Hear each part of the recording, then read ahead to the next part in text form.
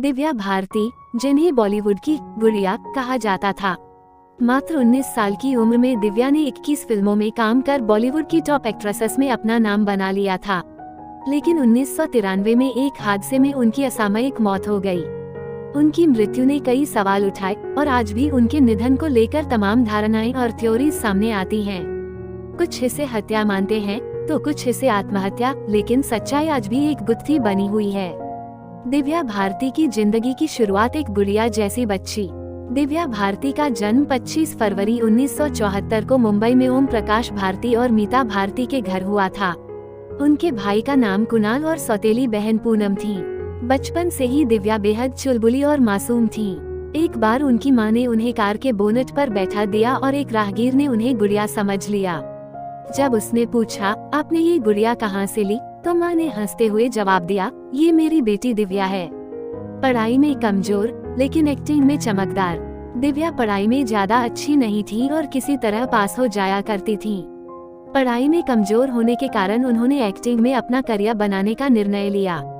उन्होंने हिंदी, मराठी और इंग्लिश में अच्छी पकड़ थी। 14 साल की उम्र में उन्हें फिल्म गुनाहों के देवता का ऑफर मिला, लेकिन उनके पिता ने उन्हें काम करने की इजाजत नहीं दी। बाद में राधा का संगम से भी उन्हें हटा दिया गया, लेकिन इससे उनका हौसला कमजोर नहीं हुआ। दक्षिण भारतीय सिनेमा में धमाकेदार शुरुआत। 1990 में दिव्या ने तेलुगु फिल्म बोबिली राजा से एक्टिंग की दुनिया में कदम रखा।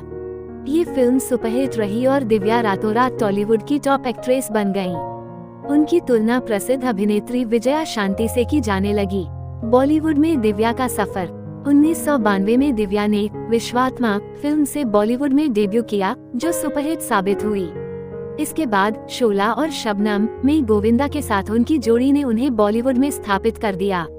1992 में उन्होंने दीवाना, दिल का क्या कसूर, जान से प्यारा, बलवान जैसी फिल्मों में काम किया और वे बॉलीवुड की टॉप अभिनेत्रियों में गिनी जाने लगी। पर्सनल लाइफ में बड़े बदलाव। दिव्या की पर्सनल लाइफ में भी उतार चढ़ाव थे। शोला और शबनम के सेट पर उनकी मुलाकात प्रोड्यूसर साजिद नाडियाडवाला से हुई, जो बाद में उनके पति बने। 18 साल की उम्र में उन्होंने साजिद से गुपचुप तरीके से निकाह किया और इस्लाम कबूल कर अपना नाम सना रख लिया। यह शादी परिवार को बिना बताए हुई थी। मौत, एक हादसा या साजिश।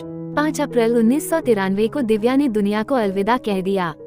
उस दिन वे हैदराबाद से मुंबई लौटी थी और अपने नए फ्लैट की डील फाइनल की थी। उनकी मौत के बारे में कई थ्योरीज सामने आईं।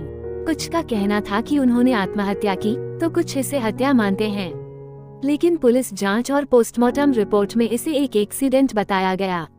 दिव्या के गिरने वाली खिड़की में ग्रिल नहीं थी और उस दिन पार्किंग में कोई गाड़ी भी नहीं खड़ी थी। अंडरवर्ल्ड से जुड़ने की अफवाहें और डिप्रेशन। कई लोगों का कहना था कि दिव्या डिप्रेशन में थी क्योंकि उनके पति साजिद का नाम अंडरवर्ल्ड से जुड़ रहा था। वहीं शादी के बाद सास के साथ उनके रिश्ते भी ठीक नहीं थे। हालांकि उनके मौत के दिन वे बेहद खुश थीं और अपने नए घर की डील फाइनल करने के बाद दोस्तों से मिल रही थीं। कुछ अजीब घटनाएं। दिव्या की मौत के बाद कई लोग उन्हें सपनों में देखने का दावा करते रहे। उनकी मां ने बताया कि दिव्या सपनों में आकर उन्हें जगाया करती थीं। दिव्या के निधन के कुछ ही समय बाद उनकी नौकरानी की भी हार्ट अटैक से मौत हो गई, जिसने उस रात दिव्या को खिड़की से गिरते देखा था। क्या ये साजिश थी? कुछ लोग दिव्या की मौत को हत्या मानते थे। उस बिल्डिंग की सभी खिड़कियों में ऑटो स्टॉपर लगे थे, लेकिन जिस खिड़की से दिव्या गिरी उसमें नहीं थे। कई लोगों ने साजिद नाडियाडवाला पर शक किया, लेकिन पुलिस ने उन्हें क्लीन चिट दे दी। दिव्या के जाने के बाद भी उनकी यादें जीवित। दिव्या की मां और साजिद की दूसरी पत्नी वर्धा ने कहा कि दिव्या उनके सपनों में आती थी। यहाँ तक कि साजिद नाडियाडवाला के वॉलेट में आज भी दिव्या की तस्वीर मौजूद है। उनकी यादें आज भी जिंदा हैं और उनकी फिल्में आज भी दर्शकों के दिलों में उनकी जगह बनाए हुए हैं।